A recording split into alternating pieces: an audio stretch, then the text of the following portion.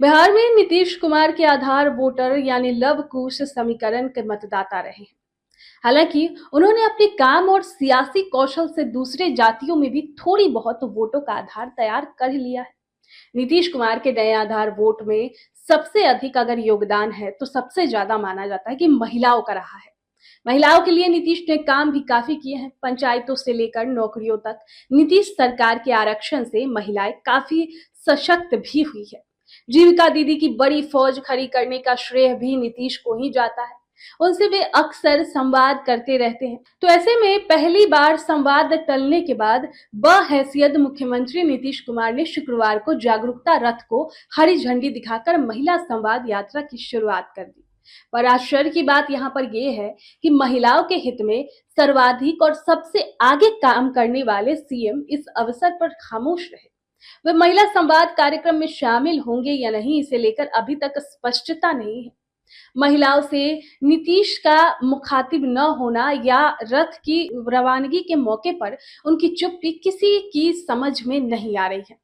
महिलाओं के उत्थान के लिए नीतीश कुमार की चिंता तब से ही देखती जा रही है जब 2005 में वे पहली बार मुख्यमंत्री की कुर्सी पर विराजमान हुए थे।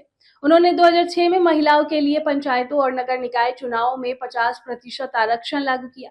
बाद में नौकरियों में भी महिलाओं के रिजर्वेशन की व्यवस्था की। इतना ही नहीं, उन्होंने देश में पहली बार जीविका दीदी का समूह बनाकर उसमें सशक्तिकरण की अवधारणा पर काम किया। वे जब भी जिलों के दौरे पर गए, महिलाओं से संवाद किया। इस काम में उनकी मददगार जीविका दीदियां ही बनी रही। महिलाओं के ही कार्यक्रम में जनसंख्या नियंत्रण की बात समझाते हुए उन्होंने ऐसी बात कह दी थी जिसे लेकर विरोधियों ने काफी बवाल मचाया था।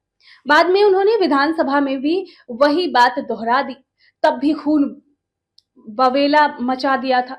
विरोधियों के हंगामे के बाद उन्होंने माफी भी मांगनी पड़ी थी, लेकिन नीतीश कुमार ने 2005 में सत्ता संभालने ही पहला काम महिलाओं के लिए पंचायतों और निकाय चुनाव में 50% आरक्षण देने का काम किया। नीतीश कुमार ने ऐसा तब किया जब संसद महिलाओं को 33% आरक्षण का बिल पास करने में कई बार की कोशिशों के बावजूद असफल रही थी।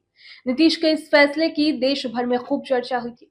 नीतीश ने दूसरा बड़ा काम सरकारी नौकरियों में महिलाओं को 35% रिजर्वेशन देकर किया।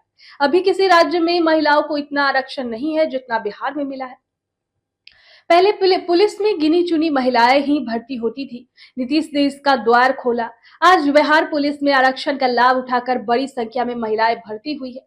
पुलिस मुख्यालय की रिपोर्ट बताती है कि वर्तमान में बिहार पुलिस में करीब 29,000 महिला पुलिसकर्मी और पदाधिकारी है, जो अब तक का सर्वाधिक रिकॉर्ड है। तो कुल पुलिस बल में करीब 29% महिलाएं हैं। नीतीश ने महिला संवाद यात्रा के लिए दिसंबर 2024 में ही योजना बनाई थी। इसके लिए कैबिनेट में उन्होंने 225 करोड़ रुपए की मंजूरी भी ले ली थी। तारीख के ऐलान का इंतजार हो रहा था, लेकिन लालू यादव की एक टिप्पणी से महिला संवाद का कार्यक्रम टल गया था। लालू यादव ने इस बाबत जब पत्रकारों से सवाल किया तो उन्होंने कह दिया कि नीतीश महिलाओं से संवाद करने नहीं बल्कि आंख सेकने जा रहे हैं। इसे लेकर खूब बवाल भी मचा था। जेडीयू समर्थक महिलाओं ने लालू का कड़ा विरोध किया था। हालांकि उसके बाद महिला संवाद यात्रा स्थगित कर दी गई थी। उसकी जगह प्रगति यात्रा शुरू की गई। नीतीश खुद प्रगति यात्रा में शामिल हुए। उन्होंने चल रही योजनाओं की प्रगति की समीक्षा की और नई योजनाओं की घोषणा की। बाद में घोषित योजनाओं की कैबिनेट में मंजूरी भी दिला दी। 18 अप्रैल से शुरू हुए इस महिला संवाद कार्यक्रम में नीतीश कुमार के शामिल होने की कोई जानकारी सरकारी स्तर पर अभी नहीं दी गई है। तो जिस तरह संवाद यात्रा की रवानगी के मौके पर नीतीश खामोश रहे, उससे अनुमान लगाया जा रहा है कि शायद ही इस बार वे संवाद कार्यक्रम में शरीक होंगे।